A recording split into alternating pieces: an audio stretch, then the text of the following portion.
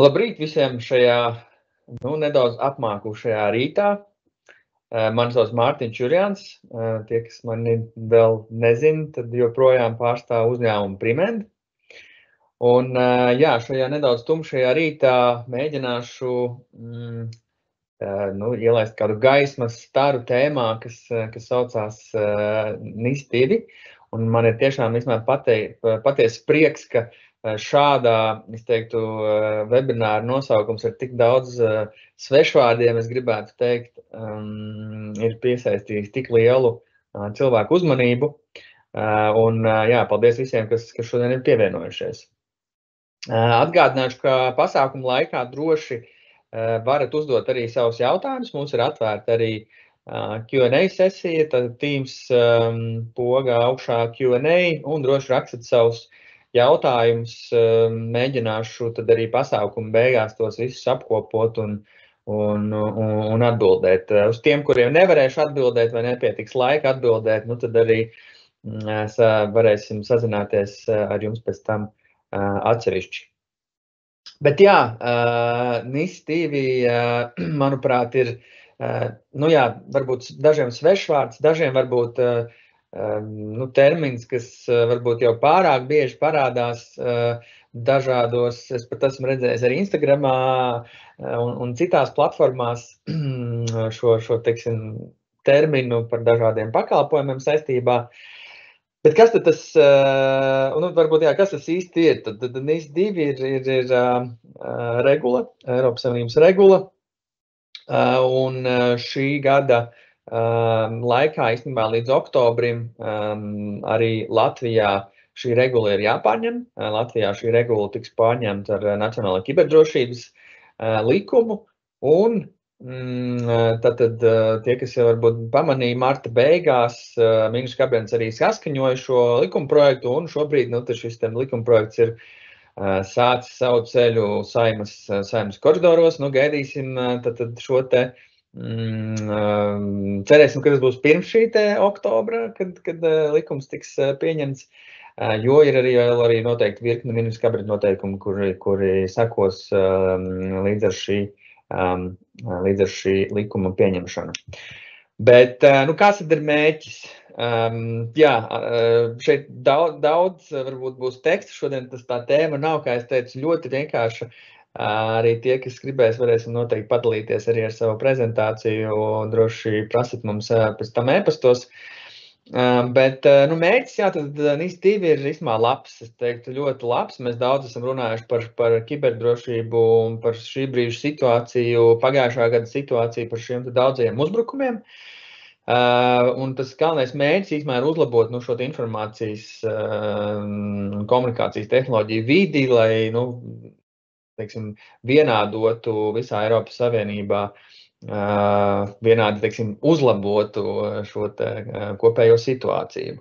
Kā arī, tiek noteikta šī te kārtība, kā Nacionālā kiberdrošības centra, kādi viņi šie te uzdevumi un kas tad mums ir jādara, lai pirmkārt kļūtu, teiksim, drošāki, kā arī, ja notiek kāds incidents, kam tad mums ir jāziņo, cik ilgā laikā jāziņo, un tā tālāk joprojām. Par to esam detaļās nedaudz vēlāk. Tie, kas varbūt, zinu, ir daži arī cilvēki no valsts iestādēm pieslēgušies un no teiksim, tādām kritiskās infrastruktūras organizācijām, tiem uzņēmumiem, kas kaut kādu brīdi jau šajās sfērās strādā, noteikti NIS nav nekas jauns. NIS1, teiksim, šī direktīva jau ir bijusi gan ilgu laiku. Tas, kas ir mainījies, kas ir šis NIS2, ir tātad tas, ka ir daudz plašāka šī te nozara darbības jomu klāsts. Tas nozīmē to, ka uz daudz vairāk uzņēmumiem šī te direktīva attieksies un šis te likums. Un otra lieta, protams, ir tā, ka šī te soda apmēri un par pārkāpumiem, tad mums ir daudz lielāks risks uzņēmumam vai šai iestādei. Līdz ar to, tāpēc šī tēma, es teiktu, arī ir gan aktuāla un līdzīgi kā es atceros dažus gadus atpakaļ, mums bija šis personas datu aizsardzības regula, un es teiktu, ka šis ir tāds mūsdienu lielākais bums. Kuras organizācijas tad tiks skartas? Ir jāsaprot divas lielas kategorijas. Pirmā kategorija, tad mums ir būtisko pakalpojumu sniedzēji. Šeit ir atkal liels blaķis ar tekstu. Es centos, jo ir daudz informācijas par to, kas ir direktīvā. Es īstenībā vairāk šo savu informāciju esmu pamatojis uz šo te likumprojektu. Protams, likumprojekts vēl nav apstiprināts, vēl nav pieņemts, bet es domāju, ka ļoti būtiskas vairāk izmaiņas tur diez vai būs. Un kas šeit ir interesanti, ka šī te būtiskie pakalpojumi sniedzēji, ja, uz kuriem ja šīs te nozares ir, kurām attiecās šie te nosacījumi, kas ir interesanti, tad direktīvā īstenībā šīs te nozares ir netik plašs šis te saraksts, ja, un šajā likuma projektā mums ir šis saraksts, es teiktu, daudz plašāks. Tie, kas pēc tam skatīsies ierakstā, noteikti varēsiet iepauzēt un iziet cauri pilnīgi visām šīm te nozarēm un apskatīties. Bet, principā, liels uzsvars ir tiešām uz šiem te, ir sabiedriskie mēdīji, ja, mums ir dažādi ostas pārvalde, ja, dažāda veida interneta un mākoņu datošanas pakalpojumu sniedzēji, datu centru pakalpojumu sniedzēji, dažādi arī medicīnas ierīču ražotāji un farmācijas un tam līdzīgas industrijas. Tā kā, un kas ir šeit būtiski, ka šajā esat kāds iestādi no kāda no šīm te nozarēm, šeit nav izņēmumi. Ja? Tad nav svarīgi, vai jums ir 20 darbinieki vai 200 darbinieki, vai jūsu apgrozījums ir kaut kas citādāks. Principā šīs te iepriekšējās nozares ir jāatbilst visām. Un tad ir svarīgo pakalpojumu sniedzēji, tā ir cita kategorija. Uz viņiem šeit mums ir arī citas nozares, ja, tā kā šī ir tā paplašinātā grupa, es teiktu, kur mums parādās arī interesanti datoru elektronisko optisko iekārtu ražotāji, kā arī pārtikas uzņēmumi, pārtikas piegādes loģistikas uzņēmumi, ja. Ja mēs runājam arī par šiem sociālajiem mediju platformu sniedzējiem, arī par transporta līdzekļu ražotājiem un ķīmisko vielu maisījumu ražotājiem un izplatītājiem, ja, atkrituma apsaimniekostājiem un tam līdzīgām industrijām. Arī, kas ir interesanti, izglītības informācijas sistēmas uzturētājiem. Tur, domāju, mums arī ir vairāki komersanti, kas pakrīt zem šī.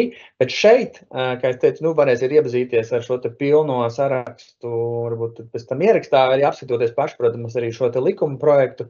Bet šeit mums ir izņēmumi. Tad izņēmumi mums ir sakojoši tie mazie saimnieciskās darbības veicēji, kas ir mazie, tad ir tie, kuri nenodarbina vairāk par 49 darbiniekiem, un kuru šis te pēdējo finanšu gada kopējais neto apgrozījums nepārsniedz 10 miljonus eiro. Tā kā ja esat kādā no svarīgajām kategorijām, bet uz jums attiecās šīs te mazā uzņēmuma status, tad vismaz pagaidām uz jums šī te regula neattieksies, jeb šis te likums. Teiksim tā, pēc šī brīža informācijas, pēc šī brīža likuma projekta arī varam spriest. Lūk, un kas tad es teiktu, kas tad ir jādara? Pirmā kārtām, ir jāsaprot, vai uz jums attiecās kāds no šiem te statusiem, tad vai būtiskās vai svarīgie pakalpojumu sniedzēji. Un, ja jūs iekļūstat šajā te kādā no šīm te kategorijām, kādā no šiem te statusiem, tad jums līdz 25. gada 1. aprīlim ir būs jāreģistrējās kā šo te būtisko svarīgo pakalpojumu sniedzējiem attiecīgajā iestādē, kas arī likumā tur ir minētas. Tas, kas ir interesanti arī lasot šo te likuma projektu, tad tie, kas nepieteiksies, bet īstenībā uz viņiem atteiksies, nu tad, ja konkrētā iestādē būs informācija, kad jums tomēr ir jāreģistrējās, tad viņi arī sazināsies ar jums tiešā veidā un jums būs tad, nu, teiksim, tādā pātrinātā kārtā jāreģistrējās pašiem šajās iestādēs. Un tad, kad esat reģistrējušies, jā, nu tad jums ir jānosaka šis drošības pārvaldnieks. Kādas būs tātad konkrēti šajā gadījumā prasības, tur pagaidām nav, teiksim, nodefinēts.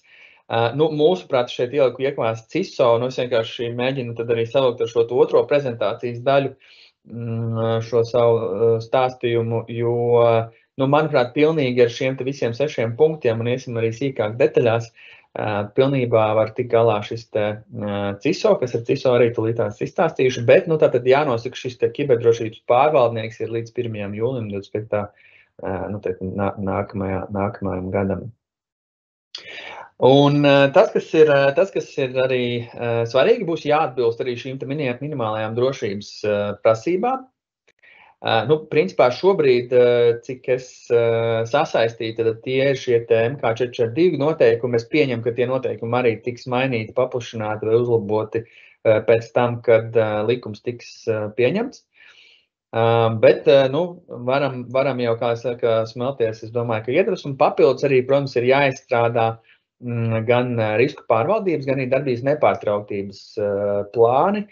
Nu, tad gadījumā, ja notiek kāds šāds incidents, tad jums ir, nu, pirmkārt, jūs jau izvērtējuši šos riskus, jūs esat pieņēmuši kaut kādus mērus, lai šos riskus mazinātu, kā arī jums ir konkrēts, nu, plāns, kā arī tad atjaunot šo darbību. Par to arī runāsim nedaudz detalizētāk tūlīt jau.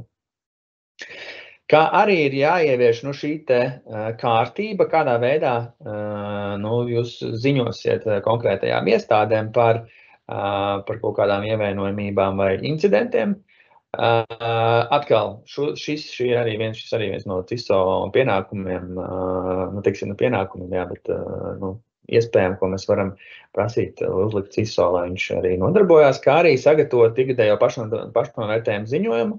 Jau redzēju kaut kādus iebildumus no citām iestādēm, ka šobrīd nav īsti tāda skaidra definēts, kas tad ir jāiekļauj šajā pašnovērtējuma ziņojumā. Nu, atkal noteikti kad likums tika pieņemts, tad arī noteikti redzēsim sīkāk jau informāciju. Nu, katrā ziņā skaidrs, ka šis te pašnovērtējums būs jāveic un drīzāk arī jāiesniedz attiecīgajām iestādēm. Bet jā, visas šīs, kā es teicu, visiem šiem 6 punktiem ir iespējams, CISO jums var palīdzēt, un kas tad ir CISO? Varbūt sāksim ar to. Es izmantoju šo saīsinājumu Chief Information Security Officer, ir tas pilnais, teiksim, nosaukums. Nu, latviski es viņu tulkotu informācijas drošības vadītājs. CISO izrunājas daudz vienkāršāk un ātrāk, tad es ceru, ka jūs neņemsiet ļaunākais, izmantošu tieši šo saīsinājumu. Un vispār es teiktu tā, ka drošības speciālisti, tāda augsta līmeņa speciālisti mūsdienās ir jaunie izstrādātāji. Dažus gadus atpakaļ mēs redzējām, ka izstrādātāji vēl joprojām ir gan augsts pieprasījums, bet jau ir kaut kāds cilvēku skaits, kas ar šo nodarbojās. Tā drošības speciālisti, es teiktu, ir daudz mazāk, un šobrīd ir daudz lielāks pieprasījums pēc šiem speciālistiem. Un, attiecīgi, bet, ja mēs skatāmies, teiksim, no tāda organizācijas perspektīvas, tad, protams, ka bieži vien CISO vienkārši nav, lai, teiksim, viņu pieņemtu darbā, vienkārši viņam nav tik daudz ko darīt. Tas darba apjoms nav tik liels, kā arī attiecīgi tas neatmaksājās šādu cilvēku pieņemt. Kas ir būtiski saprast īstenībā, ka drošības speciālisti arī, viņi mums, teiksim, iedalās, ir drošības speciālisti, kas ir vairāk, teiksim, tehniski, tādi praktiķi, otri, kas ir, teiksim, var rakstīt dažāda veida procedūras, analizēt, runāt ar biznesu, veidot dažāda veida atskaites un tam līdzīgi. Ļoti rēti, kad esmu redzējis tādus divu vienādi cilvēkus, bet, protams, tādi pastāv, bet jā, nu, tas nav vienkārši atrast. Un, nu jā, un ja uz jums attiecās šī NIS2 regula vai kiberdrošības likums vai īstenībā jebkurš cits kāds drošības standarts, arī plānojat ieviest vai esat ieviesuši jau visu, nezinu, 27001 vai arī kādu citu drošības standartu, tad CISO ir tas cilvēks, kas varēs jums palīdzēt, lai šo teiksim, gan sagatavotos šiem drošības standartiem un auditiem, gan arī pēc tam, lai ikdienā uzturētu dokumentāciju un attiecīgās kontrolas kārtībā, un lai jūs varētu turpināt šo drošības certifikātu uzturēt. Nu jā, un tas, kas ir varbūt tad tas jaunums, tie, kas varbūt redzēja, tie, kas seko līdzi man arī LinkedInā, tad redzējāt, ka primēr esam ieviesuši jaunu šo te pakalpojumu, kas ir CISO kā pakalpojums. Tad tiem uzņēmumiem, kuriem nav teiksim, tik liels tas darba apjoms un nav jēgas šo cilvēku, vai nevar atrast šo cilvēku, kurš strādātu tā kā pilnu laika darbu, tad ir šāda iespēja CISO ņemt kā pakalpojumu. Ko tad dara CISO, jeb kā mēs strādājam? Nu, pirmais solis ir šis drošības teiksim, brieduma pakāpes novērtējums. Tiek ņemt vērā dažādi veidi aspekti. Mums ir gan tehnoloģiskie, jeb infrastruktūras tādi aspekti, saprotam arī, kāda ir situācija ar esošo dokumentāciju, kā arī tiek veiktas intervijas ar galvenajām personām, biznesu, ar iestādes vadītājiem, un arī saprast, kāds tad ir tas tālākies ceļš ejams, kādi soļi, kādi ir tie galvenie trūkumi, kas ir jāizveido, un kā es teicu, kāda ir mērķi. Nu, ja mērķis mums šobrīd, teiktu, ir, pieņemsim, NIS2, jeb jaunā likuma atbilstība, jā, nu tad šis arī tiek definēts kā viens no mērķiem, un tad arī plāns salikts attiecīgi, kādā veidā mēs varam šo te atbilstību iegūt. Tālāk, jā, tad ir, ja mēs runājam, varbūt ne tik ļoti par NIS2, bet vispārīgi būtiski saprast, ka CISO skatās ne tikai kaut kādas, konkrētas sistēmas, ja tikai infrastruktūru, bet CISO šo teiksim, rūpi tur par pilnīgi visu jūsu drošības, informācijas drošību. Teiksim, tāds helikoptera skats no augšas, un tādēļ arī ir būtiski, ka uzņēmumā ir šī drošības stratēģija, kas tad ir galvenās, teiksim, galvenie atkal mērķi, tiesība akti vai kaut kādi noteikumi, kuriem ir jāatbilst, un kādas ir šīs iekšējās politikas. Un arī šis cilvēks ir tas, kas vada šo izpildi un seko līdzi, un ja ir arī, teiksim, iestādes vadītājiem vai kādam no citam darbiniekam kaut kādi jautājumi vai situācijas, tad noteikti CISO var tikt iesaistīts, ja tāda nepieciešamība ir. Un tad, kad šī stratēģija ir ieviesta, tad ir būtiski definēt un arī, teiksim, sinhronizēt, jeb saskaņot šos biznesa mērķus kopā arī ar šiem informācijas drošības mērķiem. Bieži vien esam redzējuši situācijas, kad, teiksim, uzņēmuma vadībā ir viens priekšstats par to, kāda ir šī IT situācija. Praktiski dažādu iemeslu dēļ, vai tur trūks budžets vai kaut kas, īstenībā tā reālā situācija ir gana citāda. Tas nozīmē to, ka tāds praktisks piemērs uzņēmuma vadītājs varbūt domā, ka mūsu visi dati ir drošībā, un gadījumā, ja būs x stundu, tad mums ir gatavs plāns un viss ir kārtībā, bet īstenībā, kaut kāda iemesla dēļ nav iespējams nemaz atjaunot kaut kādas sistēmas gadījumā, ja konkrētais datacentrs, piemēram, ir bojāts, vai viņš nav pieejams, vai ugunsgrēks vai tam līdzīgi. Dzīvē gadās dažādas situācijas. Attiecīgi, jā, šeit, teiksim, tas arī tā būtiskā lieta ir tā, ka CISO viņš saprot gan šo tehnisko, ja IT drošības sfēru, gan arī spēja komunicēt, teiksim, ar biznesa cilvēku, ar vadītājiem, ar nodaļu vadītājiem un saprast, kādas tad ir ekspektācijas no teiksim, biznesa vai no vadības puses, kā arī salāgot to reālo situāciju un, prezentēt tā, lai visiem ir skaidrība, tad kāda tad ir esošā situācija un kas būtu jādara, lai varbūt kaut ko mainītu. Jā, un arī šeit bieži vien es vēl neesmu apsties jautājumus, droši atgādinu, kad varat uzdot arī jautājumus jautājumu atbilžu sadaļā, bet bieži vien mums arī prasa, kas tad mums ir jādara, lai mēs būtu droši, lai mūsu uzņēmums būtu droši. Nu, diemžēl tāda viena universāla recepte visiem uzņēmumiem nav, un ir jāvērtē šie saucamie riski. Katram uzņēmumam šie riski noteikti būs nedaudz citādāki, citādāk infrastruktūra, citādāk biznesa, teiksim, stratēģija un mērķi. Un, attiecīgi, šī ir ļoti būtiska sadaļa, ka mēs šos riskus esam analizējuši un mēs esam identificējuši un mēs strādājam tieši uz šiem būtiskākiem, kritiskākiem riskiem.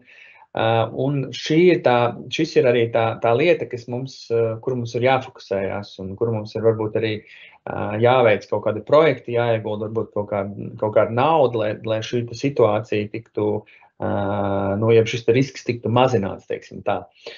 Jo skaidrs, ka ideālā pasaulē mums ir neierobežots budžets un mēs varam atrisināt pilnīgi visas problēmas un riskus. Reālā dzīvē, protams, ka ir vienmēr mums ir jāskatās, kas tad ir būtiskākais šis risks, kāds tad ir mūsu budžets un kā mēs ar tiem resursiem un arī darbinieku resursiem varam izdarīt, kā saka, pēc iespējas maksimālo, pēc iespējas vairāk, lai šos riskus mazinātu.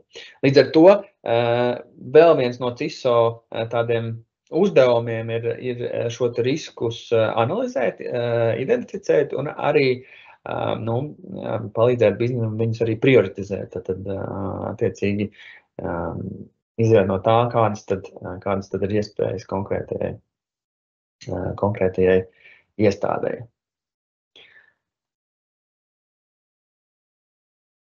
Jā, dokumentācija arī, es teiktu, ir ļoti, ļoti liela un būtiska sadaļa, sevišķi, ja mēs skatāmies gan uz NIS2, gan arī citiem drošības standartiem. Skaidrs, ka organizācijās, sevišķi lielākās organizācijās, bez šīs dokumentācijas nav iespējams iztikt. Mums ir arī viņa jāaktualizē, uzņēmums mainās, tiek ieviestas jaunas sistēmas, iespējams ir kaut kādi jauni pakalpojumi un tam līdzīgi. Līdz ar to mums ir būtiski, ka CISO arī tas cilvēks, kas, teiksim, iesaka, kādas tad drošības kāda dokumentācija ir jāuztur, kas ir jāmaina un attiecīgi jāsako līdzi arī normatīviem aktiem un prasībām, no likuma puses vai no citiem standartiem un attiecīgi jāpielāgo šī konkrētā dokumentācija un procedūras. Vēl viena ļoti interesanta sadaļa ir arī drošības pārskati. Tas, ko mēs arī piedāvājam vadībai, nodefinējot, protams, tas, kas ir būtiski, bet veidot šīs atskaites, ja pārskats par esošo situāciju. Skaidrs, ka, kā es teicu, ir jābūt šai informācijai tādai, kas ir relevanti konkrētajiem iestādes, vadītājiem vai nodaļu vadītājiem. Varbūt, kad nevienmēr ir būtiski zināt, cik mums ir, kaut kādi nesapačotas programmatūras un tam līdzīgi, bet tiešām definēt tos biznesa mērķus, kas mums ir un kā drošību viņus var ietekmēt, un tad arī attiecīgi veidot šos pārskatus par to, kāda mums ir esošā situācija un arī esošie rādītāji. Protams, tas ir ciešā sadarbībā bieži vien arī nezinu, iespējams ar infrastruktūras nodaļu vai, teiksim, ja viņi ir ārpakalpojumā, tad ir kāda ārpakalpojuma sniedzēja, un tur ir vēl daudz citas nianses. Bet tas, kas ļoti ciešā veidā sasaistās arī ar NIS2, ir šī te incidentu pārvaldība. Tad, kā man kolēģi arī saka, visdrīzāk mēs vairs nevaram runāt par to, vai mēs tiksim uzglausti, ja vai būs kaut kāds incidents, bet drīzāk mums jārunā par to, kad viņš notiks. Un, attiecīgi, šajā krīzes situācijā nepieciešams jābūt kaut kādam plānam, kā tad mēs reaģējam, kur ir atbildīgie cilvēki, kur risina šāda veida incidentus. Un arī viņi ir jāpārauga, ja nepieciešams arī CISO pats var, reaģēt uz incidentu un pārvaldīt viņu uz organizācijas, ja uzņēmumi ietvaros, kā arī tas, kas ir NIS2, ir definēts, ka mums ir jākomunicē ar konkrētām iestādēm, konkrētā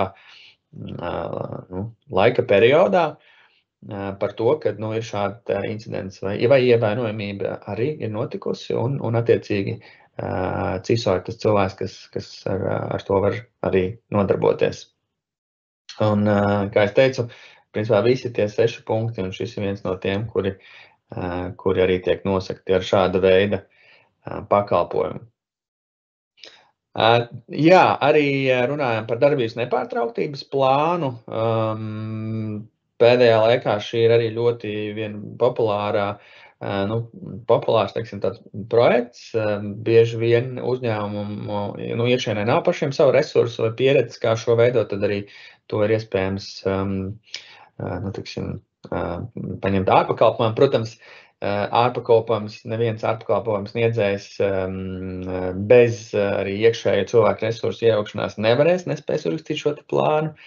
Tā ir, teiksim, tāds ISO vairāk ir tas, kas iedod šo rāmi un virza šo projektu, bet, protams, daudz informācija nāk tieši no intervijām, no informācijas, ko sniedz vadītāji, arī IT nodaļa un tam līdzīgi.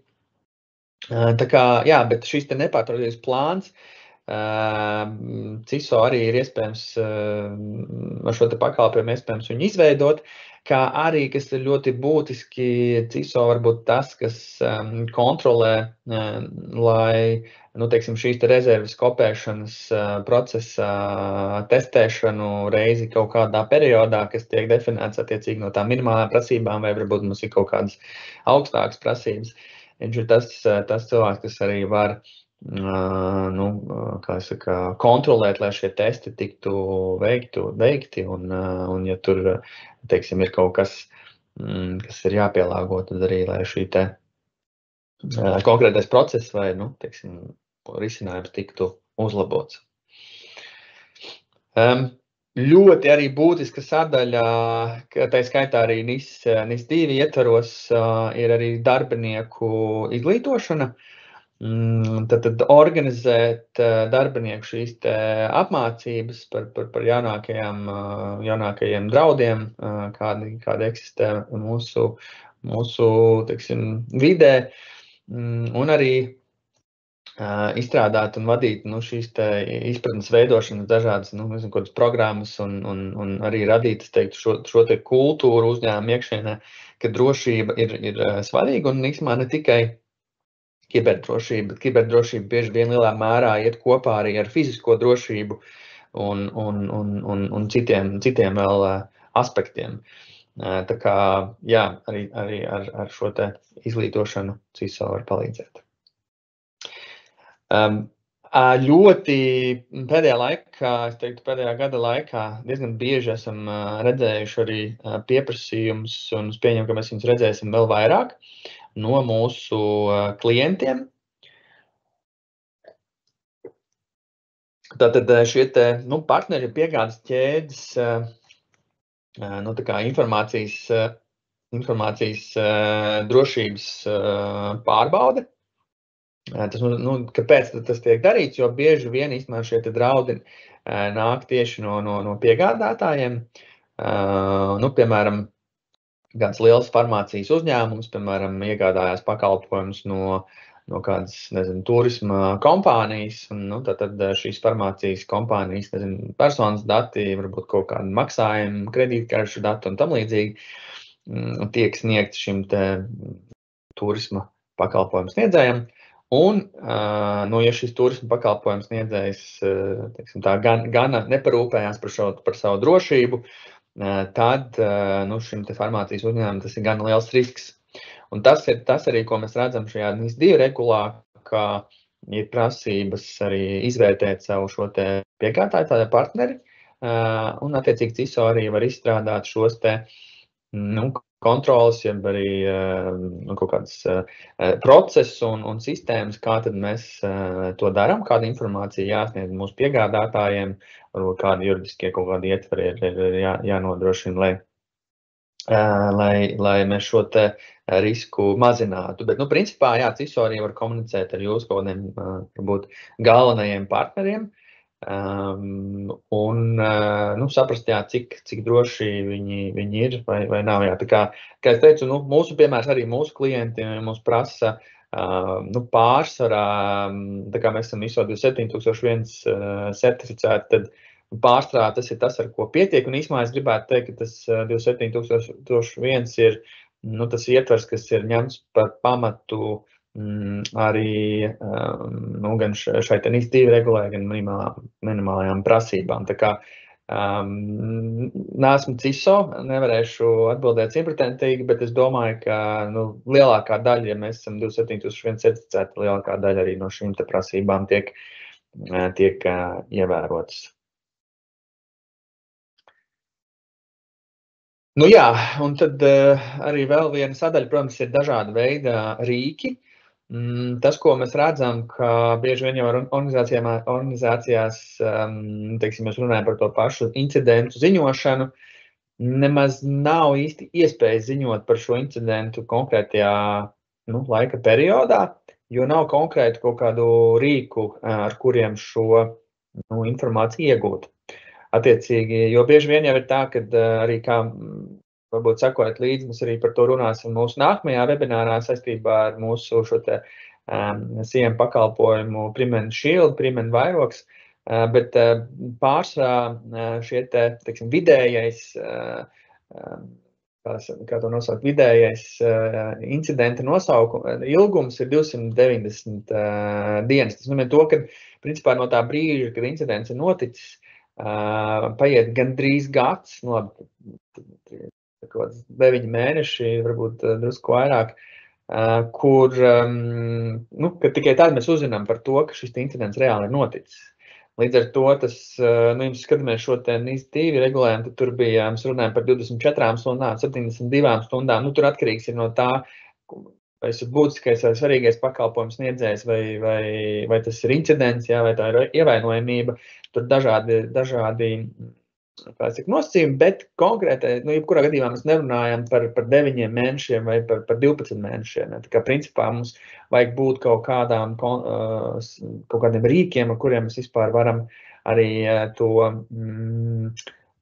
nu, noteikt. Jā. Tā kā, jā, bet, nu, protams, ka galvenā uzmanība tiek pievērsta tieši šai te, nu, kaut kādu kiberdrošības risku atklāšanai un arī īsumā automatizētai novēršanai. Jo skaidrs arī, ka, nu, teiksim, tādu drošības komandu, atkal iekšējā drošības komanda atļauties gan jau varēs gana maz uzņēmumu. Es teiktu, tas arī drīzāk arī nav varbūt vajadzīgs. Un daudz mēs runājam arī par šiem te automatizētiem risinājumiem, arī mākslīgā intelekta virzītiem risinājumiem, lai šo te cilvēku mums būtu jāiesaista, nu, pēc iespējas mazāk šajā te reaģēšanā, jo, protams, kā automatizēt to varēs izdarīt vislabāk, visātrāk, teiksim tā. Nu, lūk, un arī darbības, kas ir saistītas ar auditiem. Arī NIS2 ir, nu, teiksim, šajā likumprojektā noteikts, ka šie te auditi var tikt veikti, viņi var tikt veikti, teiksim, šī konkrētā iestāde var veikt šo te auditu, kā arī viņi var pasūtīt trešo pušu, teiksim, ārējo auditu, kas veiks šo te IT drošības atbilstību regulai, nu, jeb likumam visdrīzāk. Tad, nu jā, un šie te auditi Jā, tad tur ir jākomunicē ar šiem te auditoriem, jāsagatavo visi dokumenti, droši vien arī dažādi veidi intervijas un tam līdzīgi. Līdz ar to visu atkal tas cilvēks, kas šo te visu var organizēt un jums palīdzēt. Kā arī, ja pēc šī tā audita ir kaut kādi ieteikumi, uzlabojumi, kas ir jāveic, tad to viņš sistemātiskā veidā arī tad var organizēt, lai šie te ieteikumi tiktu realizēti. Jā, un tas, ko mēs esam teikuši jau arī iepriekšējos pasākumos un turpināsim teikt, jo tas jā, bieži vien mēs redzam, ka tas nav tā līdz galam skaidrs. Jā, neviens tā informācijas drošības, teiksim, tas ir process, jā, tas nav kaut kāds vienreizējs projekts, kas ir jāveic, un mēs esam, teiksim, gatavi, jā, ja mēs esam 100% droši, un tā noteikti nav. Visu laiku būs kaut kādas lietas, kas mainīsies, kas ir jāuzlabo, kā mēs runājam, ir kaut kādi ierobežoti arī resursi, tad mums ir jāplāno, ko mēs vispār varam darīt. Līdz ar to tas ir tāds, jā, ko ir jāgatavojās, ka tas ir kaut kas nepazudīs pēc viena projekta, kad informācijas drošība ir kaut kas tāds, par kuru mums ir jādomā ikdienu. Un, kā es jau pieminēju, arī ne tikai par to ir jādomā, piemēram, šim CISO atbildīgiem cilvēkam, ne tikai IT kolēģiem, bet par to ir teiksim, jābūt šai organizācijas kultūrai, ka visi saprot, ka šī informācijas drošība ir ļoti svarīgi, tā skaitā sākot no uzņēmuma, dežuranta, apsarga līdz pat augstākajai vadībai. Visiem tā ir jābūt kā vienai no augstākajām prioritātēm. Bet jā, tad arī CISO, kā es jau minēju, arī var, protams, turēt to galveno lomu uzņēmumā vai organizācijā, kas uztur šo dokumentāciju, papildina, maina, ziņo vadībai par kaut kādām izmaiņām, par jauniem riskiem, kā arī par to, teiksim, kas ir izdarīts, kādi jau ir ieguvumi un veidot šo te kultūru uzņēmumā, un izpratni par to, kas tad ir kiberdrošība. No manas puses tas ir šobrīd viss. Es labprāt paklausītos, kādi mums ir jautājumi, un arī droši varat uzdot vēl jautājumus, kamēr esam vēl online un kamēr mums ir laiks. Mums ir jautājums tad no Ģirta, vai NIS2 attiec uz mātes uzņēmumu, ja kāds no meitas uzņēmumiem iekrīt kritisko pakalpojumu sniedzēju sarakstā. Atkal tas ir likumprojekts, bet es teiktu, ka jā, jo tur visur ir runa par grupas uzņēmumiem, un attiecīgi arī es teiktu, ka šajā veidā, ja šis te meitas uzņēmums ir kā piegādātājs, tad ir vēl viens veids, kā attiektos šī te. Varbūt, ka jā, tur ir noteikti jāskatās, es teiktu, ka CISO šajā ir jāizzinās, bet es teiktu, ka drīzāk, ka jā. Tad ir, jā, anonīmi arī raksta, man bija informācija, ka tas attiecas arī uz lielajiem ražošanas uzņēmumiem, nevis tikai uz pakalpojumu sniedzējiem, kur var atrast likuma projektu.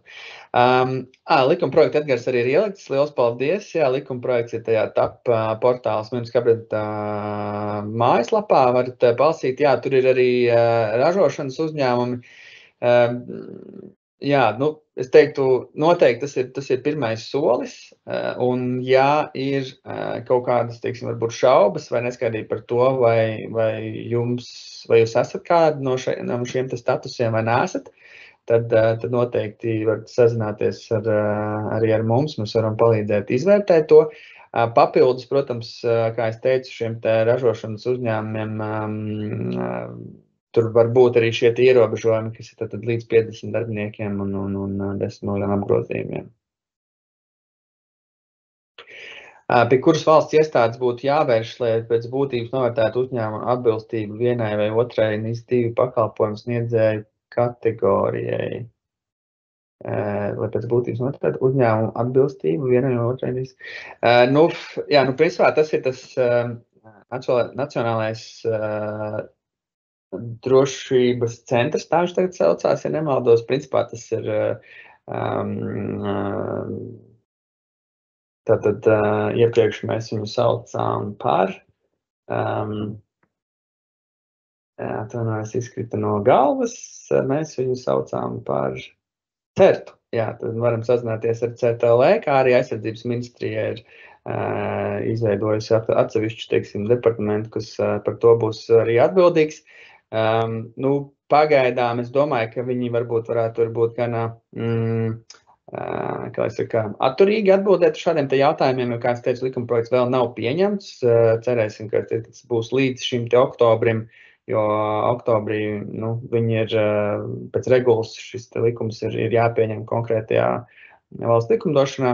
Bet jā, pēc šī brīža situācijas es teiktu, ka varbūt var pamēģināt, uzdot jautājumus, vai šis varētu vai nebūt jums atbilstoši.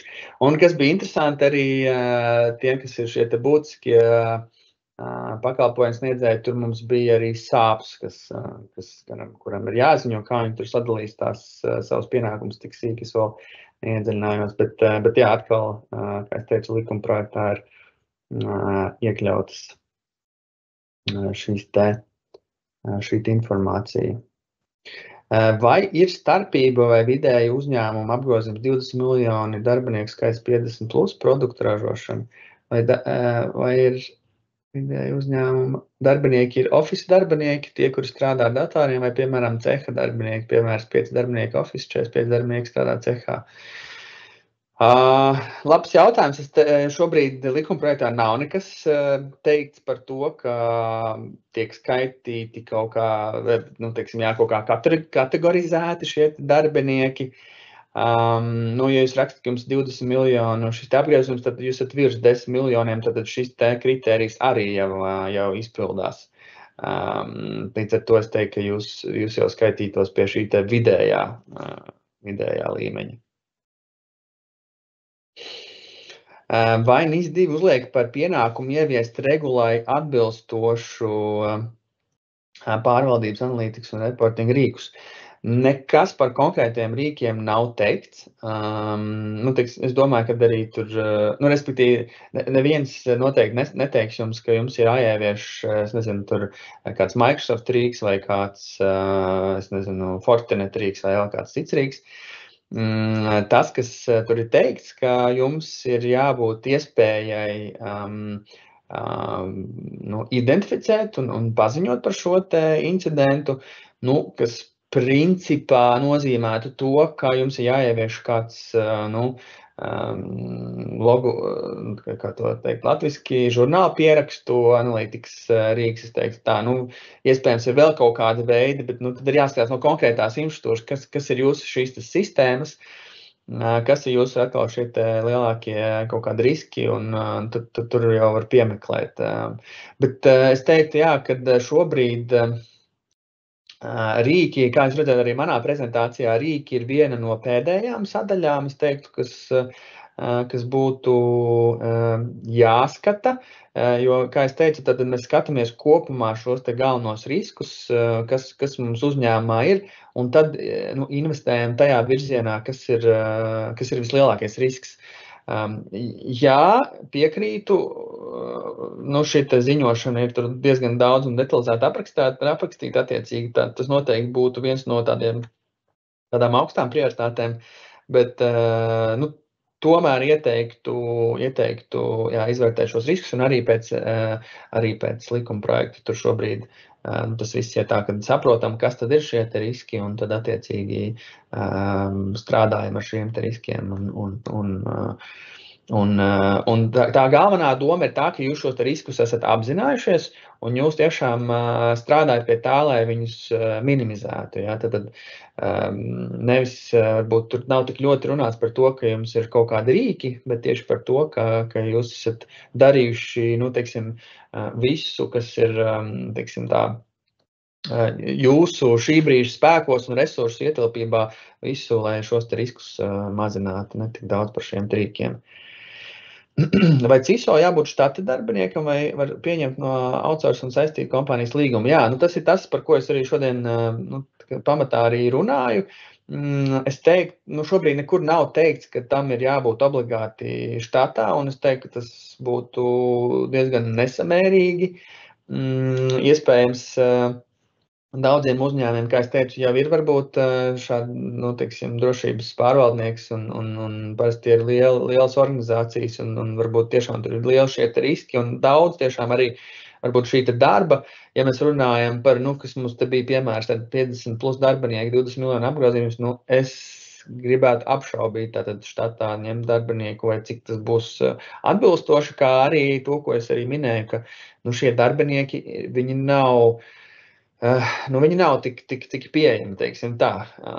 Sameklēt viņus ir gan grūti, un kā es teicu, jo būtiski, jo svarīgāk tad tieši tādu speciālistu, kurš ir gatavs arī šīs šo dokumentāciju veidot, riskus vērtēt un komunicēt ar vadību par šo galvenajiem riskiem. Tā kā šobrīd nav nekāda iemesla teikt, ka ārpakalpojumā ņemt nevarēs.